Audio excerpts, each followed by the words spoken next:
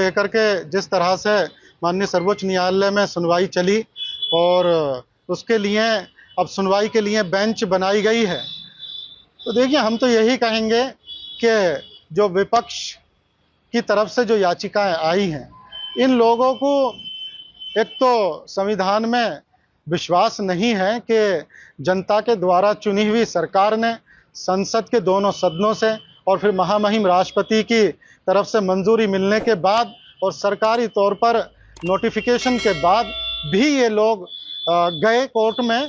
तो ये और माननीय न्यायालय को जिस तरह से गुमराह करने का काम किया जा रहा है, तो इसमें माननीय न्यायालय का भी वक्त जो है कोर्ट का बर्बाद करने का ये कोशिश कर रहे हैं, ये गुमराह कर रहे हैं, क्योंकि इन्हें माननीय न्यायालय संविधान में विश्वास करना था और जो इनके अंदर जो खामियां थी उन पे इन्हें गौर फिक्र करना था कि इनसे जो गलतियां हुई हैं, जिस तरह की भूमाफियागिरी हुई है, उनमें सुधार करने थे। तो हम तो यही उम्मीद करते हैं माननीय न्यायालय से कि इनके पक्ष को इग्नोर किया जाएगा और खारिज किया जाएगा और कोर्ट का वक्त बर्बाद करने के लिए इन्हें कोस्ट भी की जाएगी।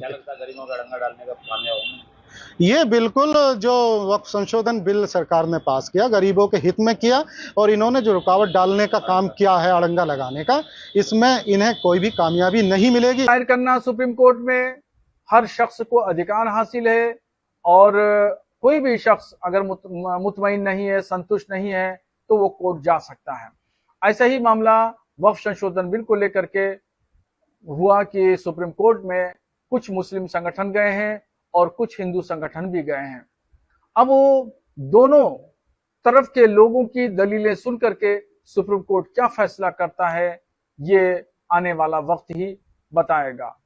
बहरहाल जहां तक मुझे जानकारी है कि कानून बनाना पार्लियामेंट का काम है, ये सुप्रीम कोर्ट का काम नहीं है। सुप्रीम कोर्ट का काम यह है कि बने हुए कानून को अमली जामा पहनाया जाए। अब तरह तरह के लोगों के राय हैं, मशवरे हैं, उस पर सुप्रीम कोर्ट के फाजिल जजों को गौर फिक्र करना है।